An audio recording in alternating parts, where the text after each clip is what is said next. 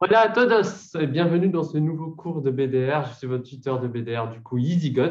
Nous allons voir quelques rappels du premier semestre et la différenciation sexuelle dans une première partie. Donc, quelques petits rappels, c'est quoi une reproduction sexuée? Il faut savoir que ça implique la participation de deux gamètes, masculin et féminin. Donc, ces deux gamètes sont le spermatozoïde et l'ovule, l'ovocyte, pardon, qui ont été produits lors de la méiose. Je rappelle que c'est des cellules haploïdes. Il faut savoir que la fécondation correspondra à la formation de ces deux gamètes, ce qui va permettre de restaurer la diploïdie, donc deux N chromosomes, donnant l'œuf ou encore le zygote. Il faut savoir que ce mode de reproduction permet un brassage génétique très important, contrairement à la reproduction asexuée.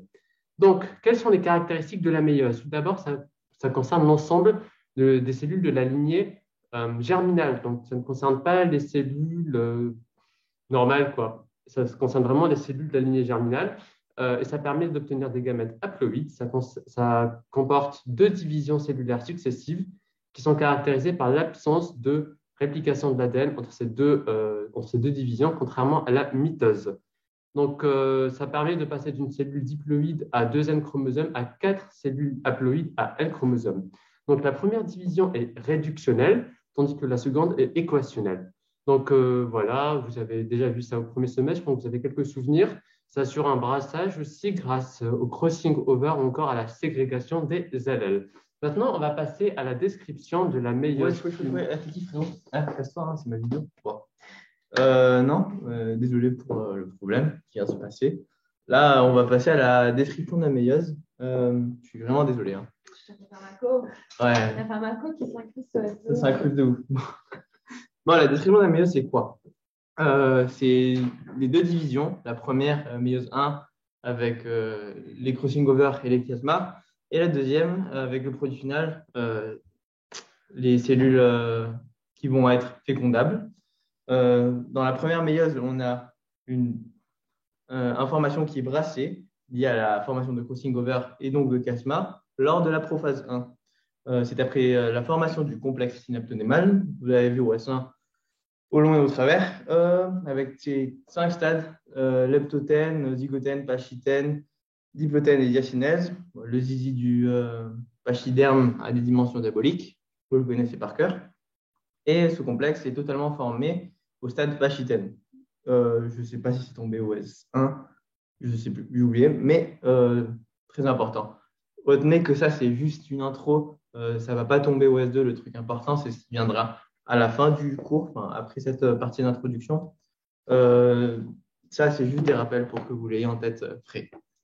Ensuite, grâce à des crossing over, on va avoir un échange de matériel génétique qui donc va permettre une différente ségrégation que l'initiale.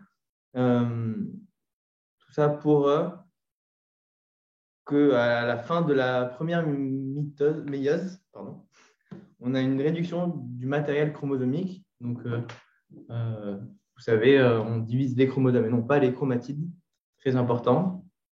Alors qu'en M2, en méiose 2, on divise la quantité d'ADN. Voilà. Vu qu'il n'y a pas de phase S entre la méiose 1 et la méiose 2. Bon, que des rappels entre diplotène, diacynèse, pas très important. On passe ensuite à la métaphase où les chromosomes sont répartis de part et d'autre de la plaque équatoriale, alignés sur les chiasmas, vous savez aussi, particularité de la méiose, pour ensuite, à l'anaphase, séparer les chromosomes homologues. En méiose 2, vous voyez bien que c'est une division équationnelle, c'est très similaire à une méiose, dans le sens genre théorique, sans phase réplicative. On a donc une prophase 2 qui se déroule exactement comme une mitose, pareil que la métaphase 2. Puis les chromosomes s'alignent bien sur la plaque équatoriale à travers leur centromère et non plus leur chiasma. Et on divise tout ça pour avoir 4 lots de 23 chromosomes. Ensuite, Sophie va vous faire cette partie-là. Salut. Avec les gamètes et les supports. Ok, du coup, les gamètes. Donc, pour former les gamètes, il faut remplir 3 conditions. Une, avoir une taille suffisante pour apporter des réserves et des nutriments nécessaires au développement de l'embryon. 2, être mobile et nombreuse pour augmenter la chance de rencontre. Et 3, avoir un coût de fabrication raisonnable. Donc, en gros, voilà, le prof a expliqué que du coup, il ne faut pas que ça prenne trop d'énergie pour l'espèce de fabriquer les gamètes. Du coup, un dysmorphisme. Alors, il y a un dysmorphisme, par exemple, des gamètes, c'est l'anisogamie. Voilà. Ensuite, finalement, on va parler aussi des deux gamètes qui ne se ressemblent pas. Vous savez bien, l'ovocyte et les spermatozoïdes, ils ne se ressemblent pas physiquement. D'ailleurs, ils n'ont pas du tout le même but aussi.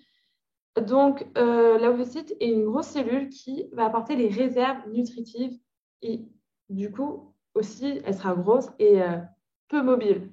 Alors qu'au contraire, le spermatozoïde, c'est une cellule plutôt petite, assez petite, je pense, et qui contient uniquement son matériel chromosomique. Donc, du coup, le cytoplasme a été complètement enlevé. Vous vous souvenez, spermatogénèse, on jette tout le cytoplasme quasiment. Et du coup, il y a quand même quelques éléments énergétiques produits en très grande quantité. Vous vous souvenez, c'est les mitochondries qui sont au niveau de la flagelle. Et ça va permettre de se mouvementer. Le spermatozoïde est capable de mouvement.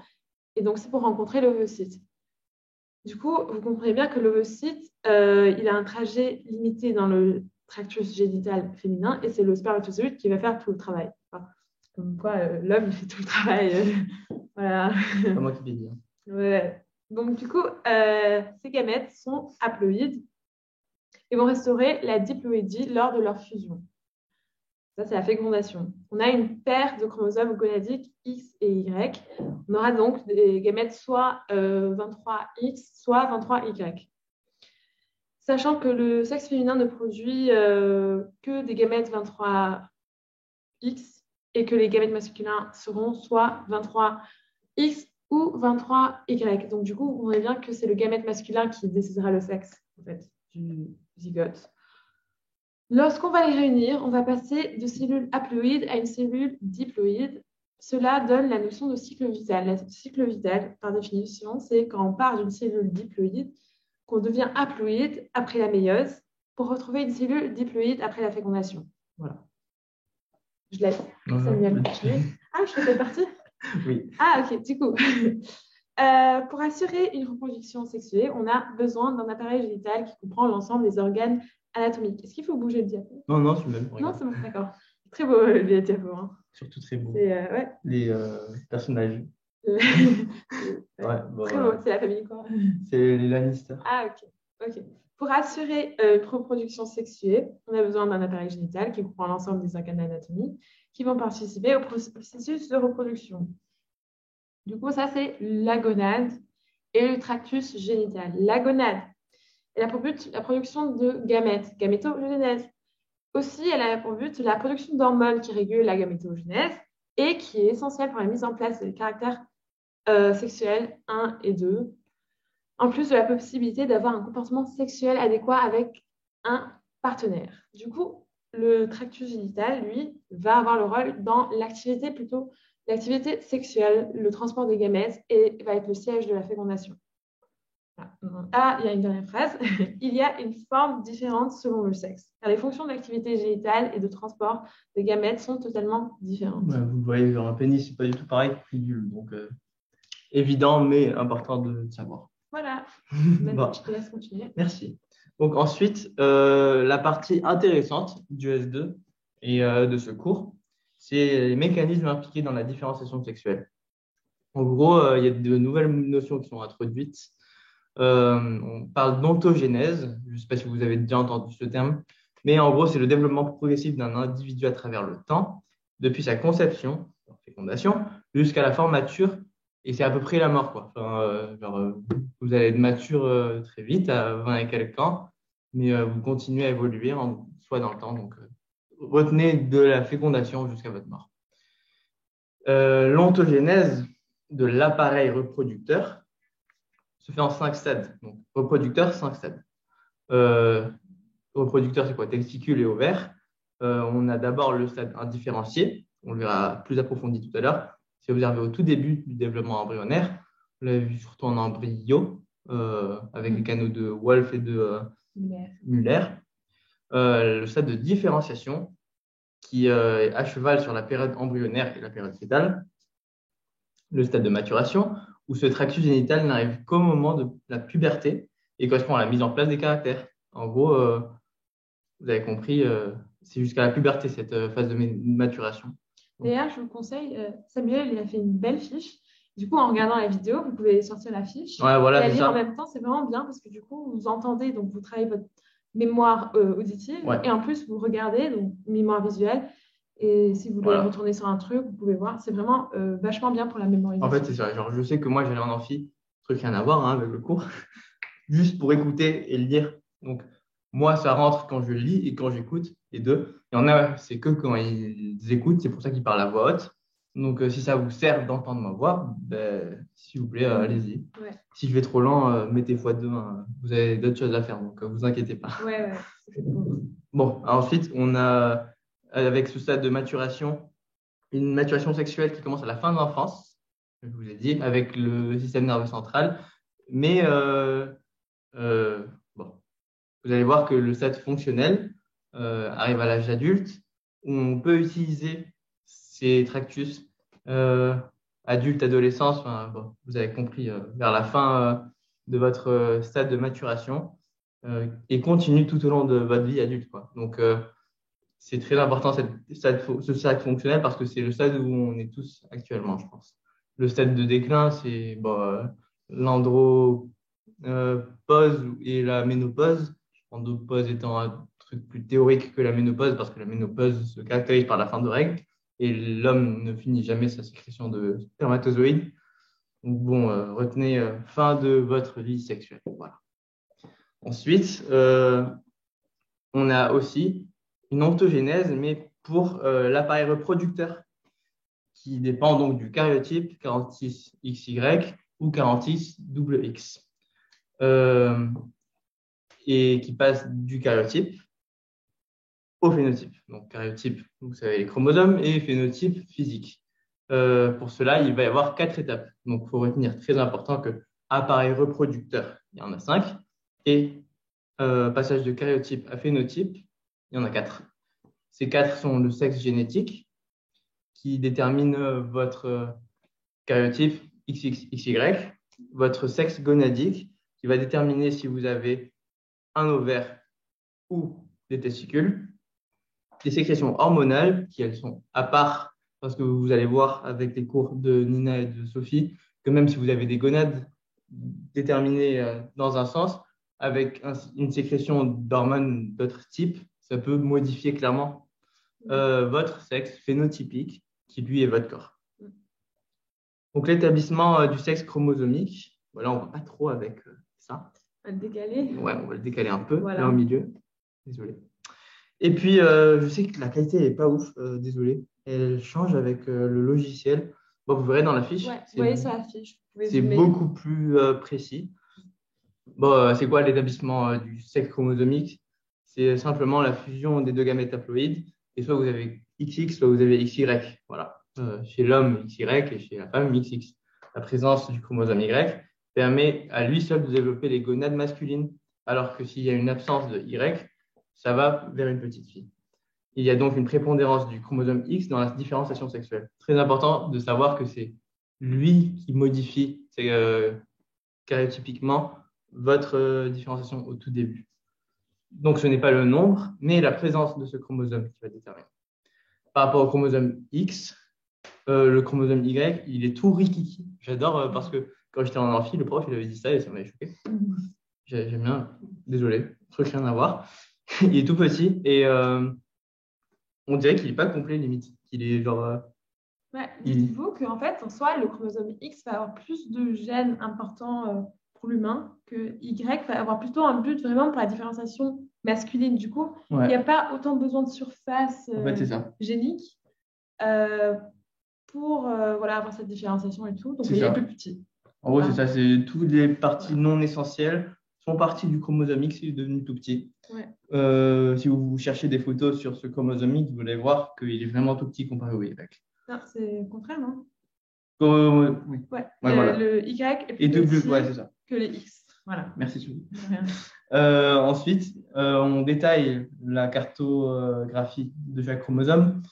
C'est important en soi, ça pourrait tomber, je ne pense pas que ça puisse tomber, mais retenez les grandes lignes. Donc le Y, une grande partie du bras long, c'est l'hétérochromatine inactive, donc des trucs qui n'ont rien à voir. Le prof aime bien blaguer sur le fait que les hommes ne font rien, justement parce que cette partie ne sert strictement à rien. Mais dans le bras court, il y a deux régions par. Je crois que c'est bien dans le bras court, désolé. Bon, il ne précise pas. Par est un acronyme pour pseudo-autosomique, donc qui ressemble à un autosome. Sur le bras long, ah non, j'ai rien dit. Ici. Voilà, non, une sur le bras court, une sur le bras long, désolé. Et ça contrôle, ces gènes contrôlent la taille, le pool de cellules germinales et probablement la régulation des spermatogonie. Donc on a dit probablement, c'est pas sûr. Hein. Les gènes importants dans ce chromosome, c'est le gène AZF, qui est indispensable pour la spermatogénèse, et le SRY, qui lui, vous le verrez, H24, OS2. Tout le temps. Sur le bras court. Je pense que s'il y a un truc qui peut tomber, c'est la position de AZF et de SRY dans cette partie-là. Puis dans la cartographie du chromosome X, vous avez aussi une région par, comme dans le chromosome Y, des gènes importants pour la fonction de la reproduction, notamment la spermine, des gènes comme FRAX, FOXP3, RSPO4. C'est des noms. Ouais, voilà. Je pense pas que ça puisse tomber, mais bon, apprenez-les si vous voulez. Ouais. C'est pas le truc le plus important. Et ce sont des gènes, des CD40, LG, FRAXA, impliqués dans la régulation de la folliculogénèse à l'âge adulte. Donc là, non, pas encore là. Mais bon, c'est pas grave, désolé. On voit qu'il n'est pas physiologique d'avoir deux copies actives du chromosome Y, car l'un des deux va être inactivé.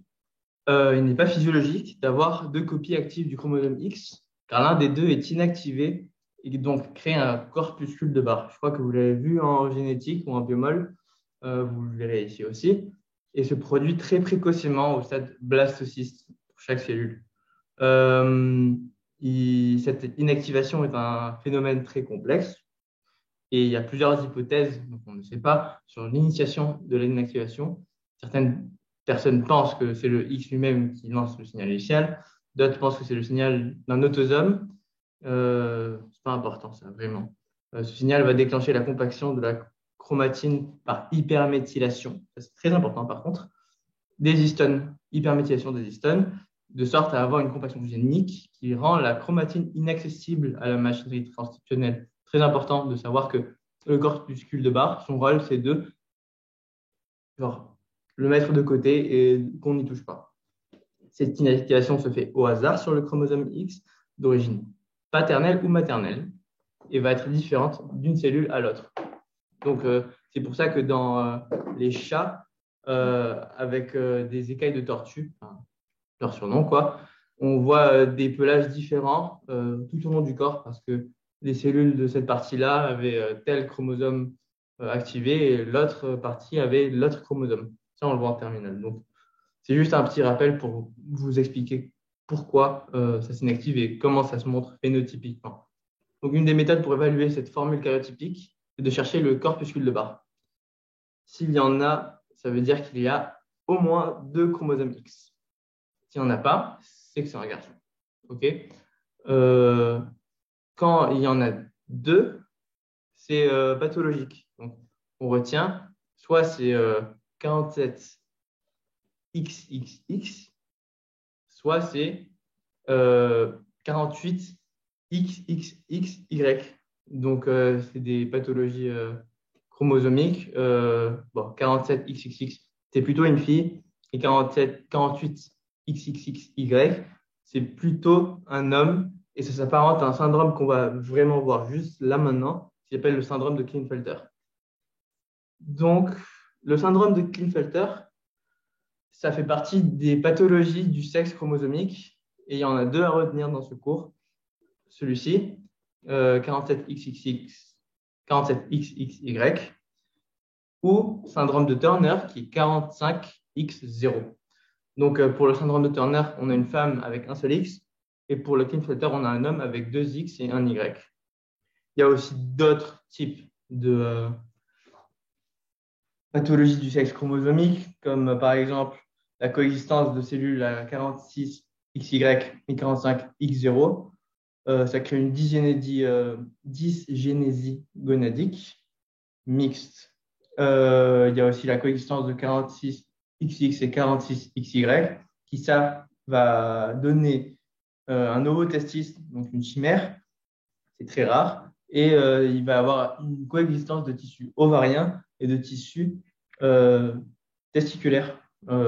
C'est la partie la plus rare de ces pathologies. Il y a aussi le 48XXXY qui ressemble à ce syndrome de Klinefelter 47XXY. Donc, plus approfondi, le syndrome de Turner, qu'est-ce que c'est?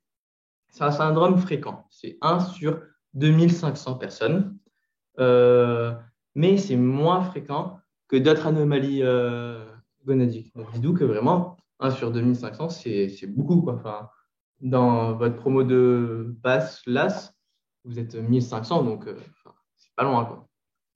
Retenez que c'est fréquent, c'est très important. Il comprend une grande hétérogénéité clinique, hétérogénéité, désolé. Et la description initiale, c'est petite taille, syndrome dysmorphique, retard pubertaire, stérilité. À retenir, ultra important. Et aujourd'hui, le profil phénotypique est totalement différent, en fait, parce que ça a changé, bien sûr. C'est pour ça que initial aujourd'hui. Maintenant, parfois, le phénotype a un aspect normal, malgré la petite taille qui est souvent marquée, car le X porte un des gènes de la croissance. Donc, sur le X, on trouve le gène SHOX ou SHOX, qui est très important pour la régulation de la croissance. Et s'il est absent, il va déterminer une petite taille. Indépendamment du syndrome de Turner, on peut avoir des mutations de ce gène qui vont donner une petite taille constitutionnelle, souvent associée à un syndrome malformatif. En termes de génétique, le syndrome de Turner ne correspond pas uniquement à 45X0, mais regroupe un plus grand spectre, toutes des formules chromosomiques dans lesquelles le chromosome X ne porte pas l'intégralité de leur gène. Ça, c'est très important aussi. Vous allez voir maintenant avec des statistiques qu'il suffit que les gènes de maintenance ovarienne soient absents pour avoir un syndrome de Turner. Donc, la première possibilité, c'est de perdre son X en cas de syndrome de Turner, avec le plus souvent une perte accidentelle du X paternel. C'est 70% des cas. Donc, retenez 70% perte du X paternel au cours d'une mitose post-zygotique. Donc, vous avez votre fécondation normale, 46 XY ou XX. Non, 46 XX. Et vous perdez votre X paternel pour X ou Y raison. J'ai vraiment pas fait exprès. C'est drôle cette blague. Et on explique aussi pourquoi il y a des formes mosaïques entre 46XX et 46X0. 45X0. Désolé, c'est une faute de la Ronéo. Je modifierai ça. C'est la même personne. Donc ça, c'est 70%. Dans les 30% restants, on a un X présent, donc 46XX, mais ce n'est pas une forme normale. Donc, soit on va avoir une délétion d'un des bras, soit on va avoir une forme isochrome, donc fusion des deux bras courts ou des deux bras longs, et possiblement aussi un chromosome en anneau. Donc, retenez que les 70% premiers, c'est dans un cas de perte accidentelle du X paternel. Dans les 30% derniers, vous avez une forme bizarre du chromosome X. Voilà, retenez ces deux parties-là. Il y a aussi une dernière partie où très rarement vous avez un spermatozoïde qui n'a que 22 autosomes et pas de gonosome. Mais bon, ce n'est pas la grande majorité des cas, quoi. Donc, pas important non plus. Donc, si le X est inactivé dans les tissus, dans le tissu, et le chromosome, l'aime. Ah, Lis c'est ouf. le paragraphe en entier Ouais. et après tu.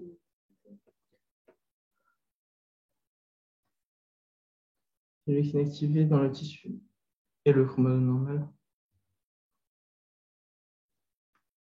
Donc, si le X est inactivé dans le tissu et le chromosome anormal, alors ce tissu-là va correctement se former, mais c'est celui qui est actif qui va manquer une information génétique et on n'aura donc pas un développement correct.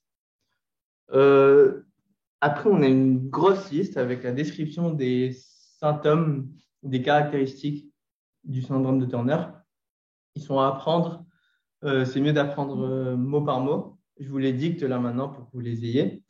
Donc, c'est d'abord un phénotype féminin avec une petite taille constante de 1,45 m max. Donc, c'est très petit. Donc, c'est un signe d'appel très important pour les médecins lors des diagnostics. Un cou palmé, donc c'est un cou genre très court, je ne sais pas comment le dire, large et court. Ouais, c'est comme des personnes qui n'ont vraiment presque pas de cou. Et des oreilles implantées bas, donc des petites oreilles genre, plus vers la mâchoire. Des yeux un peu écartés, un hypertellorisme. On a une absence aussi de développement pubertaire, donc absence de poitrine, vu que c'est une femme. Insuffisance ovarienne prématurée, donc risque d'infertilité, une ostéoporose possible due au manque d'estrogène et une hypertension artérielle. Ça, c'est l'un des symptômes les plus marquants. Et donc, des malformations cardiovasculaires et rénales, avec les malformations cardiovasculaires pouvant être une coarctation, de l'aorte qui, elle, est très grave. Ça, vous le verrez en PD. Aujourd'hui, on ne voit pratiquement plus de cas mosaïques de syndrome de Turner et on peut trouver des femmes qui consultent à 25-30 ans pour un arrêt précoce des règles. Et dû à cette atrésie folliculaire précoce, elles découvrent qu'elles ont le syndrome, mais elles ne savaient pas du tout jusqu'à maintenant. Donc bon, on a ce retard mental qui n'est pas présent, très important, dans le syndrome de Turner, et ne retrouvé que dans les cas d'isochrome, donc dans les 30%, et encore dans ces 30%, c'est que les cas isochrome, ou en X en nano, pareil, voilà. À cause d'un défaut d'inactivation dû à leur morphologie anormale. Les formes les plus sévères du syndrome de Turner sont les cas très rares, et là, l'avortement est fortement recommandé, et ceci explique que les formes vivantes du syndrome de Turner aujourd'hui sont celles qui ont le moins de symptômes. Donc aujourd'hui, c'est très rare de voir des gens avec un syndrome de Turner très marqué. Le pronostic pour ces patients-là, pour ces personnes-là, est conditionné par les formations ou les malformations de l'aorte. C'est ce que je vous ai dit tout à l'heure avec la coarctation, qui est donc qui est un facteur de risque pour dissection aortique. Et donc là, encore plus grave, voilà. Et le dépistage de hypertension artérielle, pareil. Ensuite, le deuxième syndrome, qui est beaucoup moins développé, mais aussi important, c'est le syndrome de Klinefelter, 47XXY. Donc, on a un syndrome encore plus fréquent que celui d'avant. Celui d'avant, c'était 1 sur 2500. Là, c'est 1 sur 500, voire 1 sur 700. Donc, dites-vous que si vous êtes 1400 dans votre promo, il doit y en avoir 1 ou 2 ou 3 par statistique. Très important de retenir cette fréquence parce qu'elle peut très facilement tomber. Si de mémoire, elle n'est pas déjà tombée. Il entraîne moins de malformations cardiovasculaires graves, ce qui rend la grossesse à terme plus facile. Et ensuite, on a direct la liste du syndrome de Klinefelter, aussi à apprendre, comme je vous dis. Lui, il est un peu opposé parce que vous avez un phénotype masculin, une puberté inachevée, bon là c'est pareil, un aspect eunocoïde, castré, un homme castré. Je ne sais pas si vous vous rappelez dans Game of Thrones où Varys, il a ce surnom parce qu'il a plus ses testicules. Donc retenez ça, Varys, si vous avez vu Goth, avec une macroscélie. Qu'est-ce qu'une macroscélie? C'est un squelette et une taille grande avec des bras très longs. Donc, vraiment, retenez l'inverse du syndrome de Turner. Des gens très grands, puberté inachevée, une pilosité pubienne triangulaire comme les femmes, voire féminine, enfin, pas comme les femmes, mais plutôt féminine, une gynécomastie, donc une formation de sein chez un patient masculin, un bassin relativement large, pareil, comme une femme, et un hypoandrisme, donc une diminution des caractères masculins, ce qui est évident quand tu as une gynécomastie, donc une altération de la spermatogénèse, voire une hypofertilité ou stérilité. Donc ces troubles du syndrome de Klinefelter n'ont pas de troubles cognitifs tout le temps. C'est potentiellement probable et c'est lié aux deuxième X qui ont été enlevés. Les troubles cognitifs et l'instabilité du potentiel. Ah voilà, c'est ça. Donc, les troubles cognitifs et l'instabilité potentielle liés au deuxième X ont été enlevés du tableau clinique comme pour le syndrome de Turner. Donc, retenez, pas de problème cognitif ni pour le syndrome de Turner, ni pour le syndrome de Klinefelter. Un peu d'histoire, pas très important, vous pouvez sauter cette partie. Sincèrement, je crois que c'est tombé l'an dernier, mais ça m'a fait peur dans le dos. Moi, je l'avais sauté parce que je ne trouvais pas ça intéressant, mais et retenez qui c'était en fait. C'est ça qu'il faut retenir. Le syndrome de Klinefelter, on peut l'associer à Akhenaton, qui était lui un Égyptien qui s'appelait aussi Amenhotep IV. On voit une gynécomastie et un bassin large féminin dans ces sculptures. Il est difficile de diagnostiquer donc, le syndrome de Klinefelter de nos jours, car les jeunes hommes ont peur de consulter. Clairement, ouais, ça fait peur, quoi. À l'époque, le service militaire, il dépistait tous les gens. Donc, c'est pour ça qu'on a cette fréquence très marquée. On sait exactement combien il y en a. Parce que comme c'était obligatoire et les visites médicales l'étaient, on savait exactement si un homme était atteint de ce syndrome ou pas. Donc, la différenciation gonadique, il y a 4 étapes. Oula, je vais bouger ça pour vous laisser un peu de... Voilà. La détermination du sexe chromosomique, la détermination de la différenciation gonadique, la mise en place du tractus génital et le sexe phénotypique. Donc, le stade indifférencié, c'est quoi? C'est quand la gonade primitive est totalement indifférenciée. Cette partie de notre vie est formée, présente de la 4e à la 6e semaine de grossesse. Donc, elle est bipotente pendant cette période-là. Elle est capable de donner à la fois le testicule et l'ovaire. Donc, il n'y a pas de détermination prédéterminée de cette gonade primitive. Voilà. Même si le karyotype en soi est déjà installé. Ça, on le sait. Elle est constituée de 3 éléments. Oh là là, désolé. Voilà. Le premier étant le blastème mésonéphrotique. Retenez bien. Colonisé par les cellules germinales primordiales qui sont d'abord extra-embryonnaires. Vous le savez, à côté de l'allantoïde vers la vésicule primitive ou secondaire, je ne sais pas. Retenez allantoïde. Les canaux de Wolff et les canaux de Müller qui, eux deux, constituent le tractus génital interne. Donc, cette différenciation gonadique commence en même temps que la différenciation du tractus génital vers la 5e, 6e semaine de vie. Vous allez voir que c'est très piège, semaine de vie, semaine de grossesse, semaine. On vous fera un récap où on vous mettra exactement comment savoir. Donc, quand il vous dit de vie ou de grossesse, on vous mettra exactement comment c'est, si vous ne savez pas encore déjà comment c'est. Il se déroule très rapidement. Même si le sexe de l'embryon est déterminé, tout ce qui va se passer ensuite va être lié à la différenciation de cette gonade bipotentielle, donc soit en ovaire, soit en testicule. Si on a une anomalie portée sur un des gonosomes ou sur un autosome qui va interférer avec la différenciation de la gonade, même si le sexe 46XX ou 46XY est déjà dedans, on peut retrouver un phénotype inverse. À partir du moment où la différenciation de la gonade est établie, il n'y a presque plus d'anomalies possibles. Ça, pour les anomalies de récepteurs, ça vous le verrez avec Sophie et Nina. La différenciation du tractus va être donc liée aux sécrétions de la gonade qui est déjà différenciée. À partir de la 3e semaine de développement embryonnaire est égal à la 5e semaine de grossesse. Les premières cellules germinales primordiales vont apparaître dans le mésoblaste extra-embryonnaire au niveau de la vésicule utéline. Il n'y a pas écrit primitive. Bon, pas important alors, en BDR.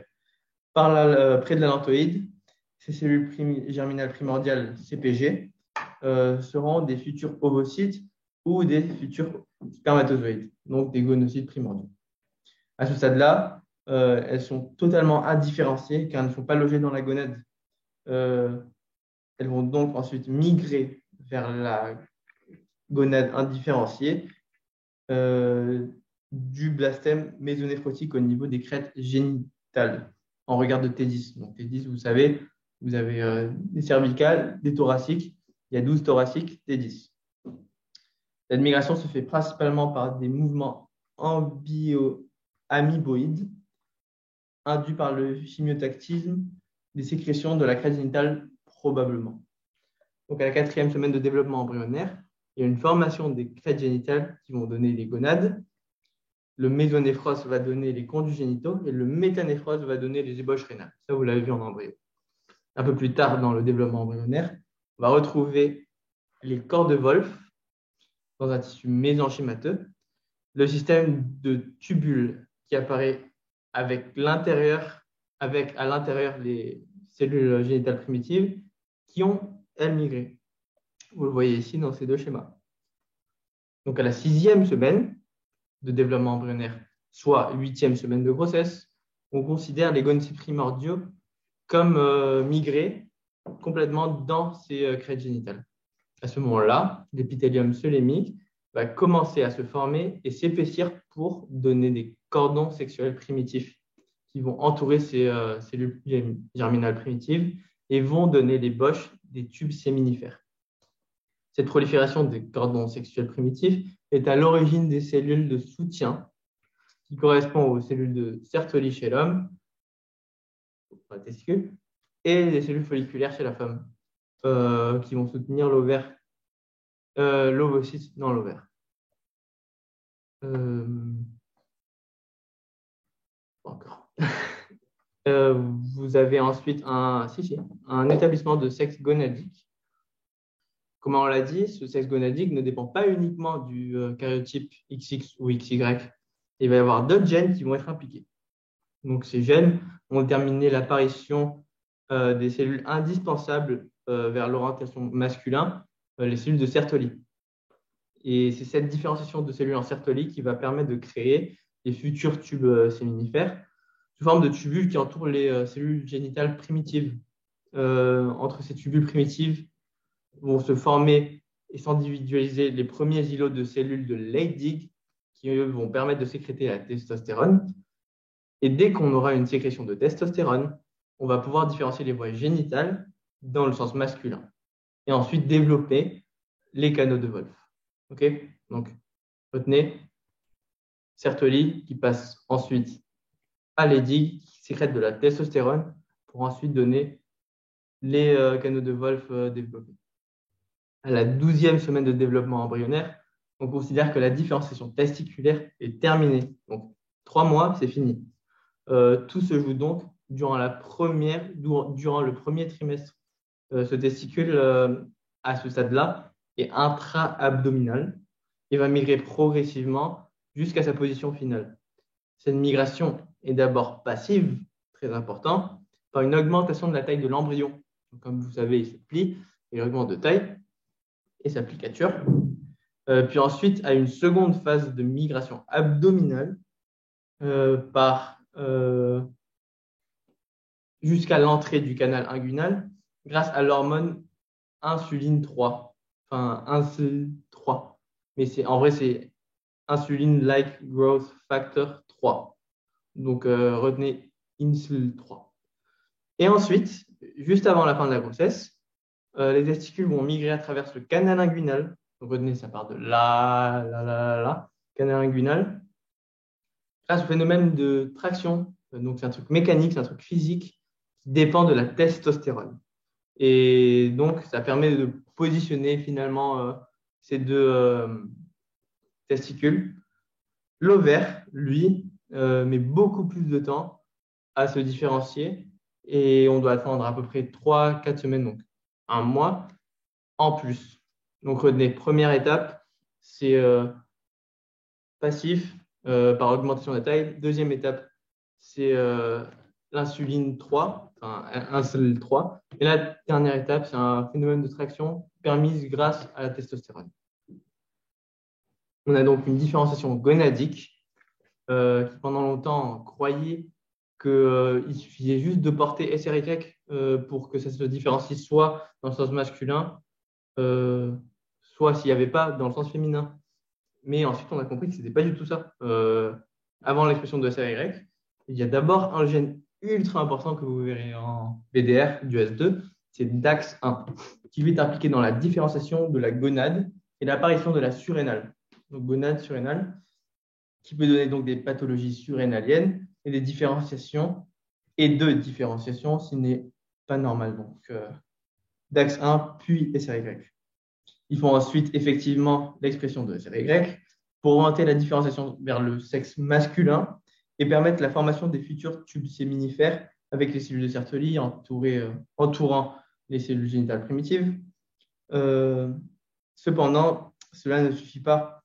Il y a d'autres gènes qui sont impliqués, qui sont ultra importants, comme SOX9, qui, eux, sont exprimés par les cellules de Sertoli pour terminer la différenciation testiculaire. Donc, SOX9 s'auto-induit. Dès que vous avez du SOX9, il en produit encore plus. Mais aussi, il va induire d'autres facteurs très importants. Donc, retenez DAX1, puis SRY, puis SOX9. Cette cascade est donc la voie utilisée qui permet la différenciation testiculaire complète.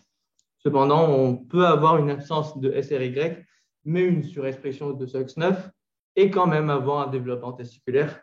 Donc, tout ne dépend pas de SRY, même s'il reste l'interrupteur principal de la différenciation testiculaire. La cellule de Sertoli se retrouve au centre de la deuxième partie de la différenciation testiculaire. Elle va être capable de stimuler toutes les voies de signalisation cellulaire, donc autocrine, paracrine, endocrine, pour la différenciation. Donc, autostimulation égale autocrine, ça c'est l'AMH. Pour les cellules de Leydig, pour leur différenciation et permettre de sécréter la testostérone. Pour les cellules germinales, en bloquant la différenciation des cellules germinales féminines. Et pour le mésonéphros, désolé, pour la formation de l'appareil urinaire. Pendant longtemps, on disait que la différenciation gonadique ovarienne était juste une différenciation par défaut. On ne savait pas qu'il y avait tout ça. Mais aujourd'hui, en plus, on sait que ce n'est pas du tout ça encore. Il y a beaucoup de gènes impliqués, dont WNT4 ou WTN4. Je suis dyslexique, hein, désolé. Moi, je disais 24, mais je viens de me rendre compte là maintenant que j'avais faux. Et FOXL2. Non, c'est bien WNT4, mais j'ai mal mis sur la revue. Bon, c'est WNT4, hein, les gars.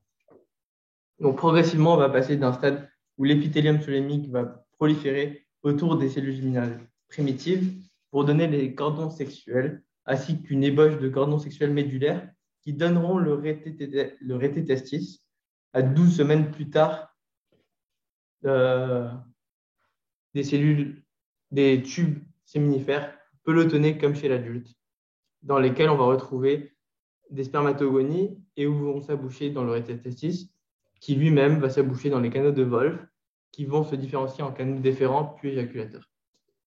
Les cellules de Sertoli vont sécréter l'AMH. Donc, qu'est-ce que l'AMH? C'est anti-mullérienne hormone, qui va faire disparaître donc les canaux de Muller. Cependant, il va rester quelques vestiges, pas très importants, c'est surtout des vestiges, quoi. C'est inutile fonctionnellement. qui s'appelle l'iatide sessile et l'iatide pédiculé, qui se trouve au niveau de l'utricule prostatique. Vous savez ce que c'est, vous le verrez en anatome. L'utricule prostatique, c'est quand vous recevez, la prostate elle est divisée en deux, vous recevez par vos canaux éjaculateurs intraprostatiques, et donc l'utricule, c'est la division. C'est tout. Au niveau féminin, on va également avoir une prolifération de l'épithélium solémique, et donc il ne formera pas des cordons sexuels, car ces cellules germinales restent en périphérie, comme l'ovaire, et les cellules folliculaires viennent s'enchasser pour les protéger. Les cellules folliculaires vont donc grossir au fur et à mesure de leur développement après la puberté pour assurer le soutien hormonal indispensable pour l'ovogénèse. Au milieu de l'ovaire, on va avoir une zone médulaire qui va être principalement un stroma conjonctivo-vasculaire. Et donc le rété ovarie, initialement présent, va disparaître. On va avoir un développement des canaux de Müller, qui vont, eux, donner le tractus génital féminin. La trompe va venir s'accoler, pas vraiment, à côté de l'ovaire, et on va retrouver l'iatide pédiculé dans le ligament tubo-ovarien, donc les tubes, les trompes de Fallope ovariens. Les canaux de Wolff vont régresser car il n'y a pas de production de testostérone, mais ils vont laisser quelques vestiges, pareil que chez l'homme avec les vestiges des canaux de Müller. Là, pour le coup, il s'appelle l'épophore et le paraphore dans le ligament soutenant l'utérus. À la 8e semaine de développement embryonnaire, on a un aspect de l'ovaire qui ressemble fortement à celui du testicule. Mais à la 12e semaine, on va bien voir la différence pour le coup, avec des follicules qui sont disposés en couronne tout au long de la périphérie ovarienne. En termes de chronologie, les crêtes génitales se forment entre la 4e et la 5e semaine. Et les cordons séminifères se différencient à la 7e semaine. Donc, crête génitale 4e, 5e, cordon séminifère 7e, où les cellules de Leydig vont ensuite se développer à la 8e. Donc, c'est vraiment une histoire. Il faut vraiment le retenir successivement. Chez la femme, la méiose commence à peu près à la 11e semaine et la folliculogénèse un peu plus tard, car il faut que l'ovaire soit totalement différencié. Donc là, on va parler de la mise en place de ces voies génitales internes. Les voies génitales tout court, mais on va commencer par les voies génitales internes. On fait un petit rappel. Jusqu'à la 7e semaine, les voies génitales internes sont principalement représentées par les canaux de Wolff et de Müller. Il n'y a pas encore de différenciation entre le sexe masculin et le sexe féminin. Donc, 7e semaine, c'est encore indifférencié. C'est encore indifférencié. Et là, je vous ai mis dans la Ronéo une phrase ultra importante qui est déjà tombée genre 1000 fois avec Chevalier, 1000 fois. Ça fait 3 ans qu'il est là, mais faut la connaître par cœur parce qu'elle est tombée 2 fois d'affilée. C'est que les canaux de Müller se croisent à l'avant des canaux de Wolff. Ok ? Retenez bien cette phrase. Canaux de Müller à l'avant des canaux de Wolff. Ils vont s'accoler au niveau de la ligne médiane pour donner un canal impair qui va buter sur le sinus urogénital. Donc là, vous le voyez sur la diapo, c'est beaucoup plus clair, quoi.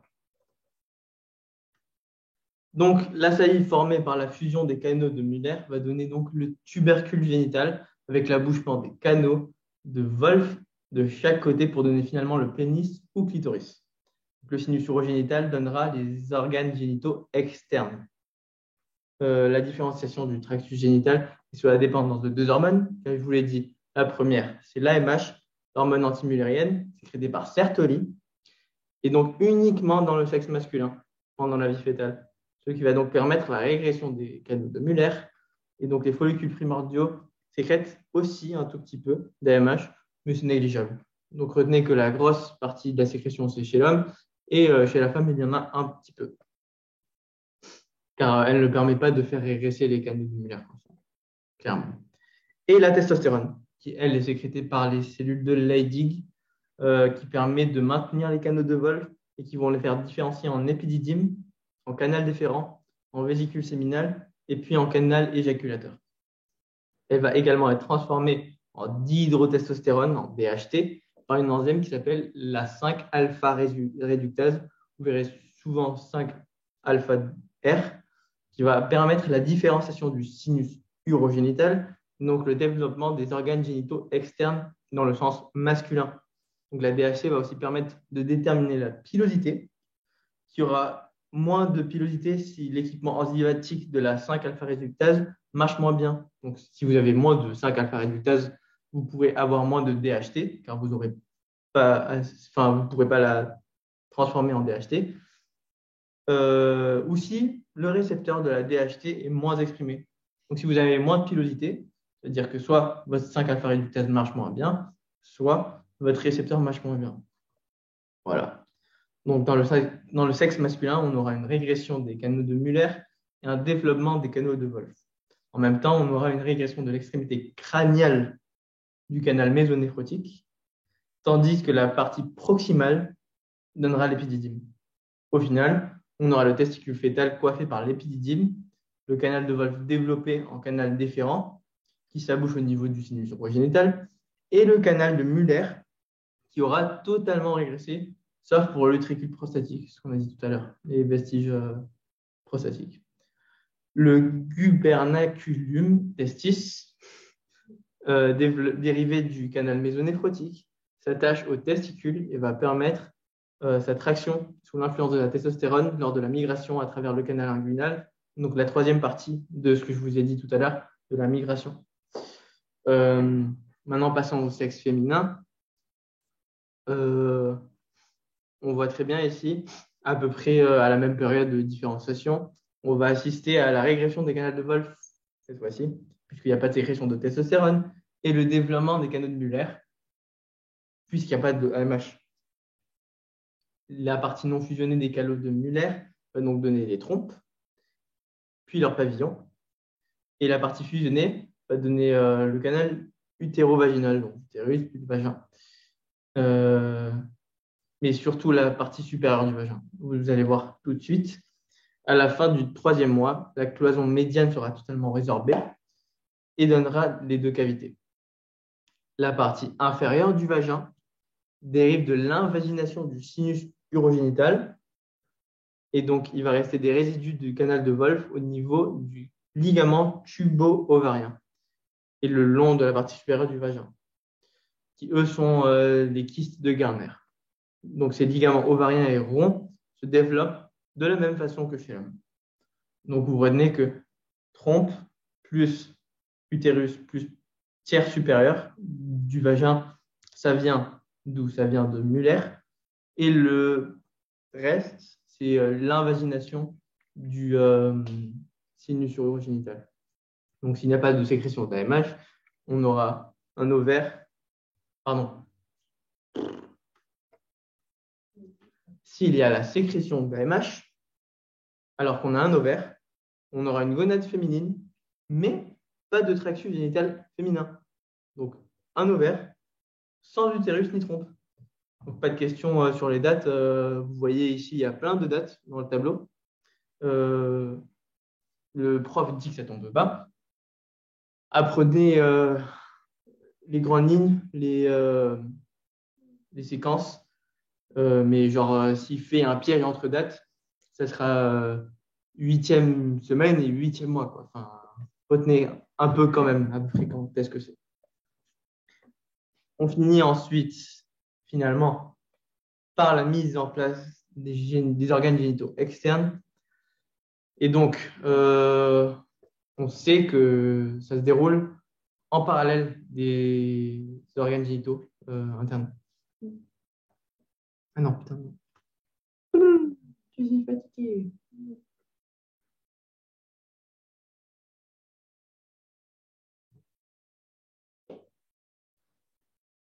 Donc, on finit par la mise en place des organes génitaux externes. Donc, on sait que la différenciation de ces organes génitaux se déroule en parallèle. La membrane cloacale, qui est l'orifice terminal pelvien de l'embryon, se met en place à partir de la 4e semaine et à la fin de la 5e semaine vont se former deux renflements de part et d'autre de la membrane qui sont les plis cloacaux antérieurs et postérieurs. La partie antérieure des plis cloacaux va former le tubercule génital, issu de la fusion, pardon, des canaux d'air, et dans lequel vont s'aboucher les canaux de Wolff. Et à partir de la 7e semaine du développement embryonnaire, la membrane cloacale va être partagée par le périnée en membrane urogénitale à l'avant, qui va former l'orifice vaginal et urétral, et la membrane anale en arrière. À partir de ce moment-là, on ne parle plus de pli cloacal. Donc, retenez, 7e semaine de développement embryonnaire, c'est maintenant un pli urogénital et un pli anal. De la même façon, on ne parlera plus de plis cloacaux, mais de bourrelets labio-scrotaux, puisque ces bourrelets donneront soit le scrotum chez l'homme, soit les lèvres chez la fille. Donc, chez le garçon, qu'est-ce qu'on a? On a une différenciation qui se fait sous l'effet des androgènes. Donc, si on a une sécrétion d'androgènes, soit le fœtus, soit par la mère. Par la mère, bien sûr, c'est pathologique. Le tubercule génital va se différencier dans le sens masculin sous l'effet de la DHT. On aura donc la formation de l'ébauche du pénis par apparition des corps caverneux et du gland. Et progressivement, ces plis vont se former en repli pour engainer la lame urétrale. Formation de la gouttière urétrale. Il va donc y avoir une formation, une fusion sur le bord ventral, d'arrière en avant, qui va permettre de circonscrire totalement l'urètre pénien jusqu'à son abouchement au niveau du gland. La fusion est donc achevée à la 14e semaine de grossesse et le pénis va grossir, va continuer de grossir à la 20e semaine. Parfois, on est capable de prédire à l'échographie de la 12e semaine du premier trimestre avec 60-60% de chances de savoir le sexe. C'est en fonction, vous allez voir, de l'angle qu'il y a entre le...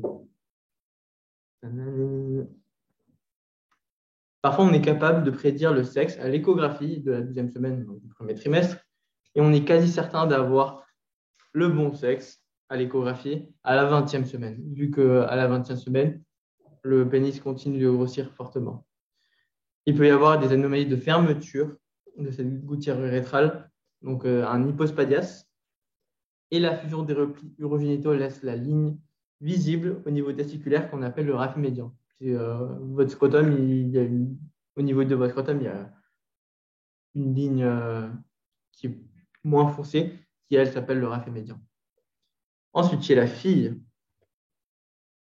il n'y a pas de sécrétion d'androgène, normalement. Donc, le tubercule génital ne va pas se développer. Par contre, on aura quand même une différenciation des corps spongieux et des corps caverneux, moins développés bien sûr que chez l'homme, qui vont former le clitoris.